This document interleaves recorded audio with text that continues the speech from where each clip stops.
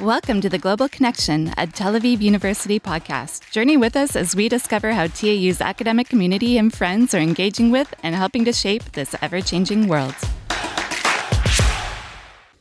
Welcome, everyone, to the Global Connection. My name is Orit Coty, and I'll be your host today, and I'm a member of the Lowy International School. I'm excited to have with us a distinguished guest today, Professor Michael Feuer. Michael is from George Washington University, where he's the Dean of Graduate School of Education, and he is formerly the president of the U.S. National Academy of Education, appointed by Obama.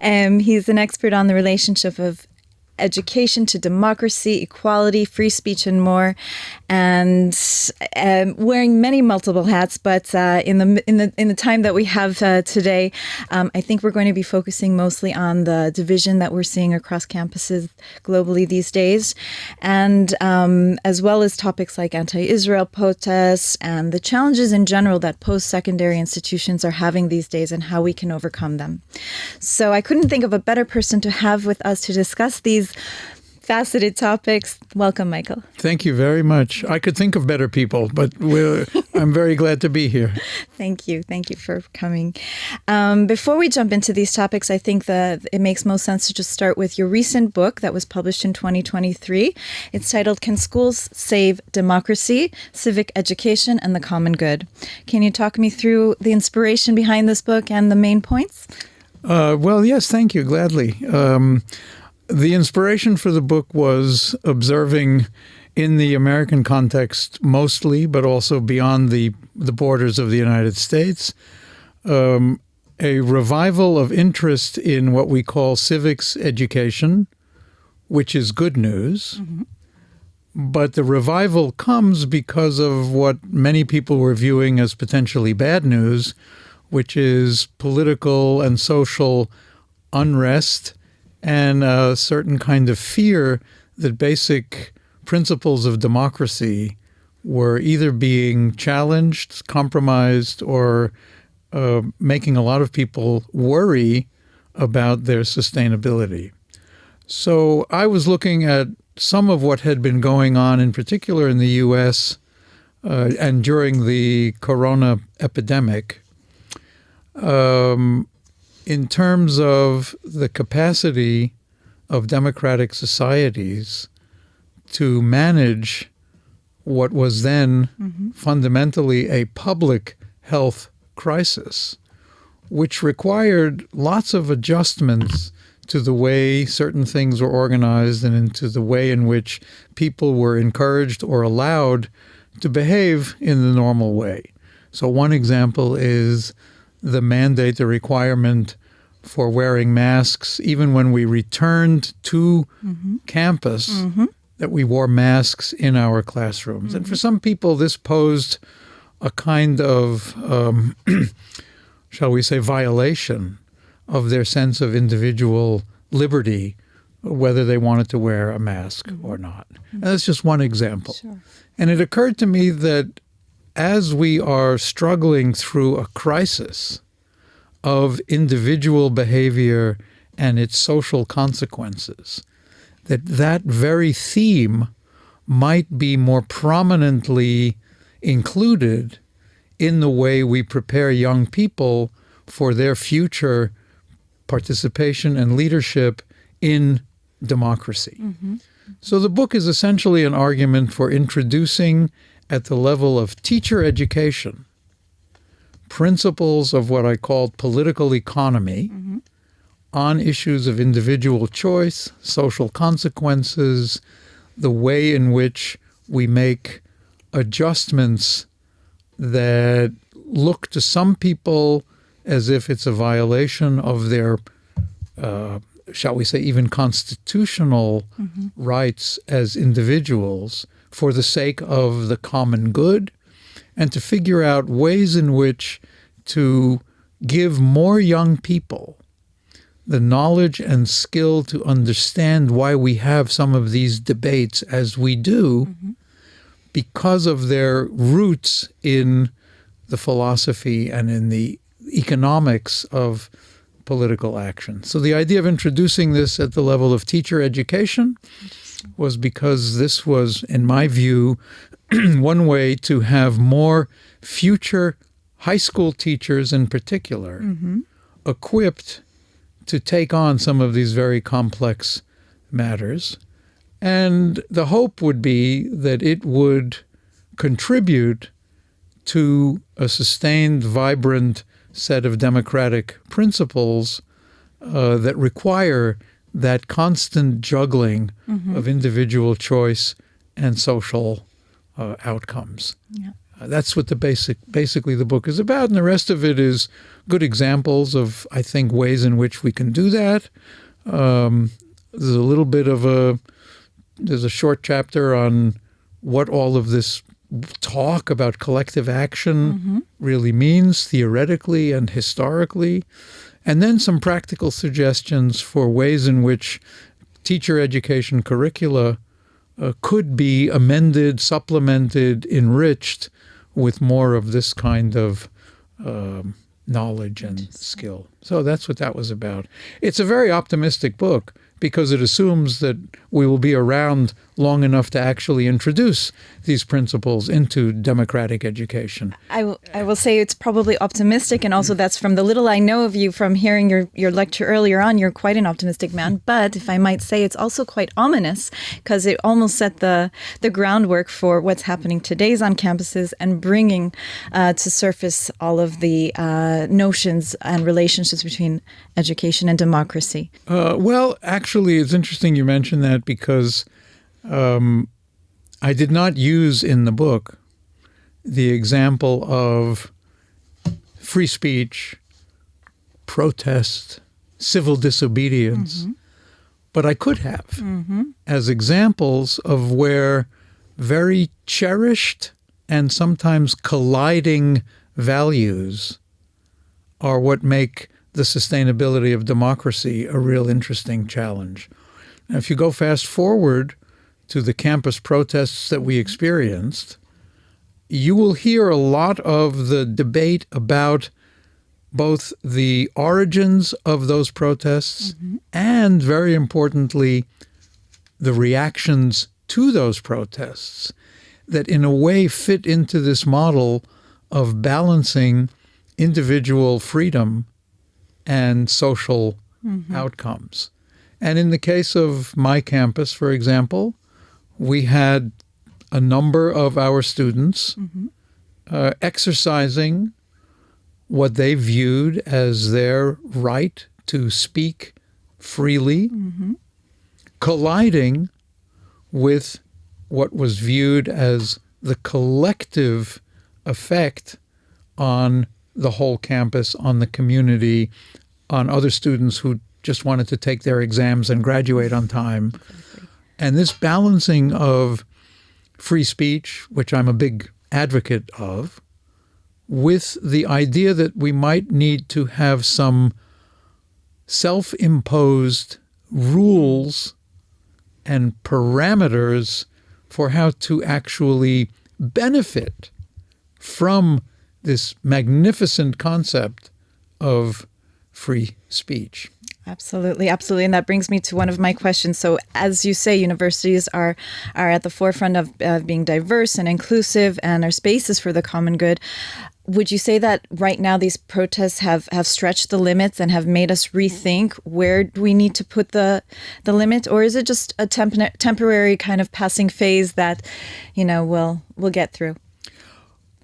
Well, I wouldn't say that the argument about free speech is a passing phase. Right. I think this has to become or has to remain a very central concern of what I would call enlightened, liberal, not in the sense of politically liberal, but in the sense of the liberal imagination, the liberal ideal of education as a way to develop in people of any age greater capacity to understand complex problems and to reach their interpretation of them. And within that, the idea of free speech is absolutely essential. Any university system in the world that has interrupted the idea of free speech and insisted on some doctrinaire or dogmatic or ideologically rigid set of criteria for what speech is permitted and what speech is not, those are both unenlightened and ultimately are the failing institutions. Balancing the virtues of higher education in particular as a place that thrives on intellectual autonomy and the expression of ideas, even if they're not fully formed, is something that we have to protect. And one way to protect all of that is to encourage those free speakers to understand the effects of their free speech on other people's, let's just say, free ears. That's exactly what I wanted to bring up. You nailed it by saying what you just said regarding how to manage that free speech so that it's actually factual and isn't harming. Say more about that and how we can prevent an Orwellian situation. Yeah, well, right. So it's not something that we're going to solve with just one more smart article on the op-ed pages of the Washington Post. I do agree. I believe that somehow along the way we have been so willing to embrace competing narratives about very complex issues at the expense of insisting that they come with a requirement for some empirical validation of some sort. And that's, I think, part of where I would like people who are advocates of free speech to be the ones at the head of the parade arguing for the revival of intellectual and professional responsibility to confront everybody's free speech with more free speech, even when it is contradictory, even when it is somehow either ideologically or preferably empirically contradictory. So how did we lose our way? As an academic, you've published numerous publications and books. Where did we get allowed to remove the empirical factor and the evidence-based data? Since when? Well, that's a good question. Others who have studied the intellectual history more deeply than I have, not surprisingly, somewhat different interpretations of what has happened over the years. I think at some point we became very tempted by a rhetoric of, let's just take, for example, one word that has become very significant in all of this, the word privilege. And in what I consider to be an understandable and even to some extent legitimate challenge to the idea of privilege as being unequally distributed, we have allowed a rhetoric to kind of become dominant in terms of who has the privilege and who doesn't. And from that, to allow a lot of substantially dangerous interpretations to follow, which are not necessarily backed by the hard data. Understood. So it's one thing, for example, to talk about privilege as the result of systems that have actually, either by intent or by result, been all about a poor distribution of resources, unequal and biased and discriminatory, and to figure out ways to combat that. That's different from identifying some class or group of people who, because of some part of their identity, we assume have the privilege, and the others who do not. And that's just one example of where this narrative has allowed itself to get beyond the data. And I should say that in that case, in that example, what is hurtful to many people who have been the main scholars of the origins of something like inequality as the precursor to privilege, who have been fighting that with the data. So people who have studied the effects of, let's just say, admissions criteria in higher education, standardized tests. I did some work on standardized testing over the years.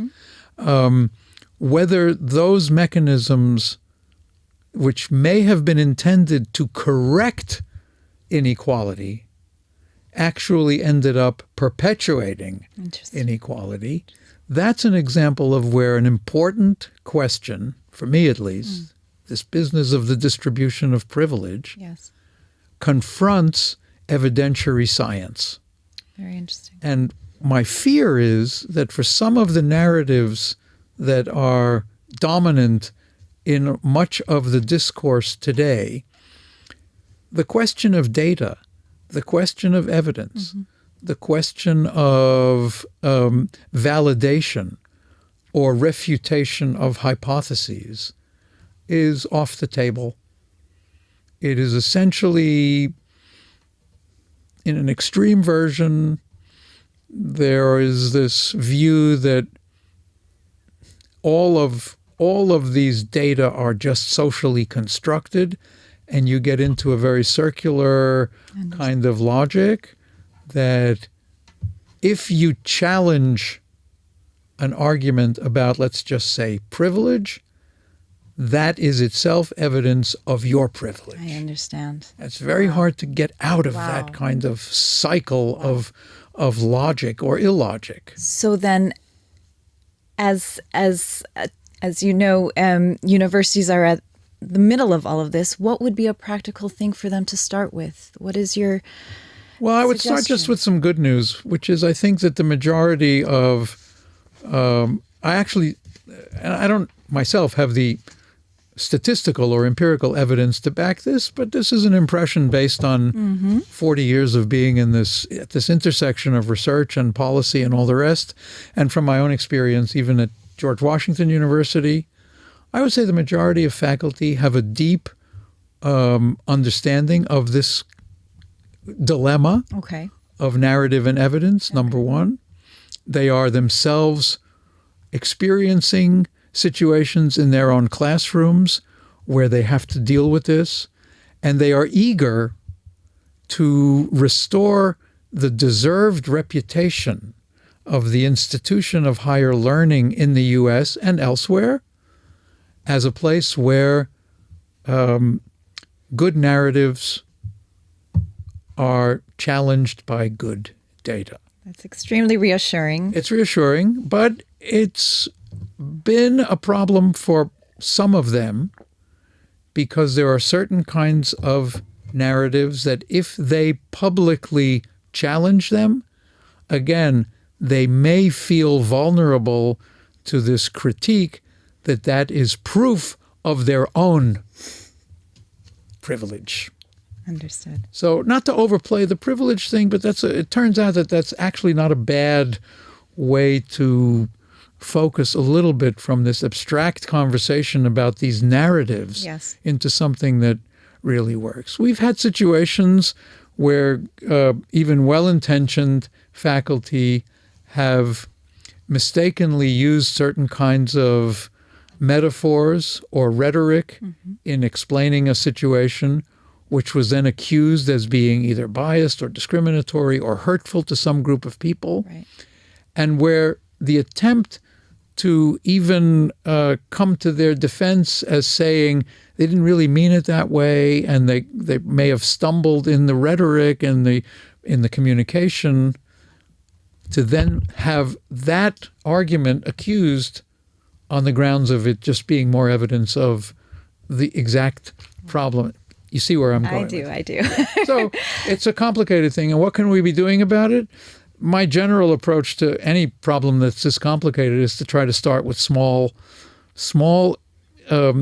events, episodes, experiences that can help people develop more of a comfort zone for this kind of engagement, to lower the temperature on some of this debate, on some of the discourse, and to give people good tools to use to unpack some of these complexities even on their own. I'm a big believer in the ideal of public education as being more about helping young people learn how to think more than dogmatically telling them what to think. Yes. And that kind of theme could apply also to the way we do professional development for future teachers, to the way we do professional development for, university faculty who want to engage on tough issues where the data are not always so clear, and to do it in an atmosphere where there can be not only free speech, but informed free speech. So I would add the word informed in front of free speech as a way of reminding ourselves that what distinguishes a university from yet another social media site, whether it's TikTok or who knows, is the curatorial function. Absolutely. Is the factual evidence requirement. Yeah. Is the obligation for at least the aspiration to some kind of objectivity. Exactly. And then see where we land. There is a basic threshold of morality that I would bring to this. And I would say that people who come to a classroom arguing that the genocide of the Jewish people is okay, I would rule that out as an example of let's look at the evidence. I mean, there are certain kinds of moral, baseline requirements. But beyond that, a lot of the tough issues that we're facing, I think people learn more about them when they are encouraged to view both or the many sides of the argument. Yes. Yeah. I'm going to jump to where we are now at Tel Aviv University. I know that Tel Aviv University on so many aspects has been working, tirelessly to get the correct message across. And, we do so with our over 200 partnerships around the world, and as well as, bringing international students here and to see on the ground what's actually happening. But I would be curious, in this current state, what could we be doing better from your perspective? Well, first of all, any conversation about Tel Aviv University, the first thing that comes to my mind is this magnificent photograph of what Tel Aviv was in 1909. Sand dunes. Yep. So to the extent that Tel Aviv University has, in these 115 years, and it wasn't founded when Tel Aviv was founded. What year was Tel Aviv University founded? Probably 1964 or something 60s, like that. Yes. Yeah. As the original law school was the first building. Yeah. But to the extent that it has become, and whether you have the starting gun in 1909 or the starting gun in 1948 or the starting gun in 1964 when the university was actually chartered and founded, if that's the right year, to the extent that it has become a world-class institution of higher learning, a research place that gets the respect of the highest, it gets the highest ranks, if not on official, these international, yes, but clearly is recognized as an institution that has made huge contributions to science, human welfare, etc.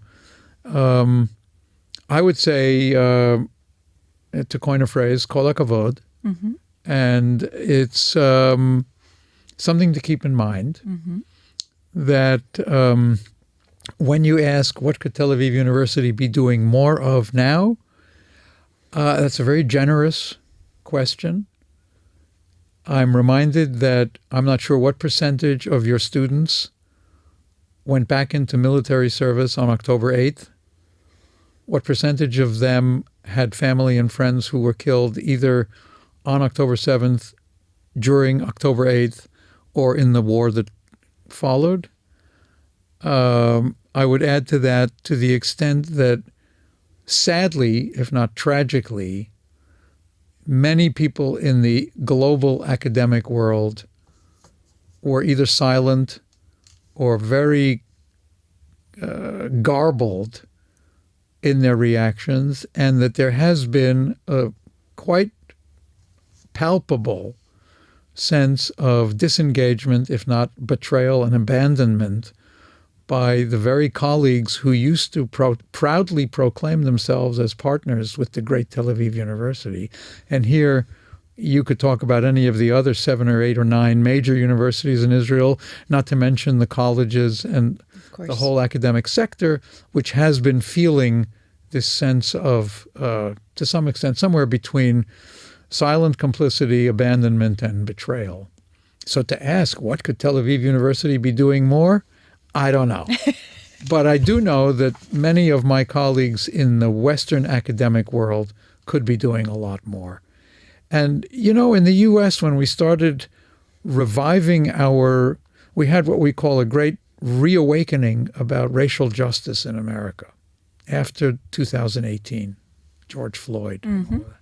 And part of the rhetoric that emerged from this quite legitimate reawakening was the idea that it should not be on the shoulders of African American victims of racial discrimination to explain to even well-intentioned but somewhat less well-informed white people or others what this is all about. The obligation was theirs to learn.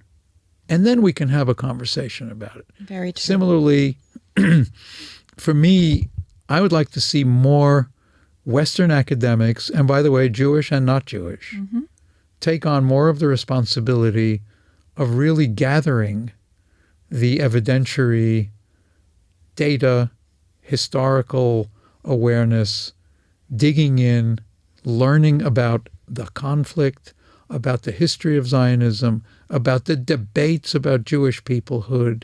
Now, I'm not expecting everybody in America to become an expert on the history of, Zionism. I would make possible, if I had the money, I'd send everybody a copy of Arthur Hertzberg's book called The Zionist Idea, which is as good a place as any to start if you want to know about the debate about what this is all about. Say, take this home, spend the weekend, you're going on a long plane ride, read up on the history, and then we'll talk. Yeah.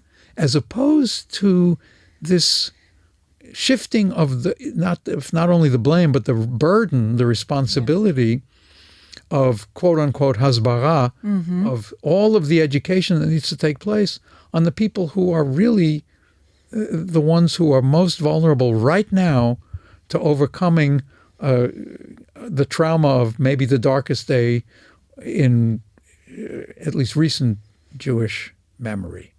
So that's a long answer to say most of the burden should be members of the American and Canadian and Australian and French and English academic community. And here I'm talking about the academics, but it goes well beyond that. But if we think about academics, university sectors, they have to regain and accept anew their responsibility, their intellectual and professional obligation to learn, to study, to contemplate, and to teach. And until they are showing more of that, as opposed to backing away, exiting from all of this, and whether they mean it or not, giving the signal that whatever is going on here, it's either not their business or it's Israel's fault, that I consider to be an abdication of their responsibility as professionals and intellectuals. I'm hoping that Tel Aviv University continues to make opportunities for students, for faculty, for others to come here, to engage, to have a comfort zone of collaborating with Israeli and, by the way, Arab and Jewish and Druze and others, and to show by example why this narrative of the problem of the Middle East being the fundamental injustice of the Zionist project, why that is wrong, for people to learn that experientially, to actually see what's going on here, and then to go to their cocktail parties on the Upper West Side and to talk grandiose themes. You know, Professor Feuer, I was about to ask you after this, leave us with your last final thoughts, but I think that's not bad for. It's probably a great way to end. That's as final as I can get it for today, at least. I have to agree. Thank you so much. It's been a real captivating and pleasure. It's an honor to be in Israel and to be at Tel Aviv University. Thank you. Thank you.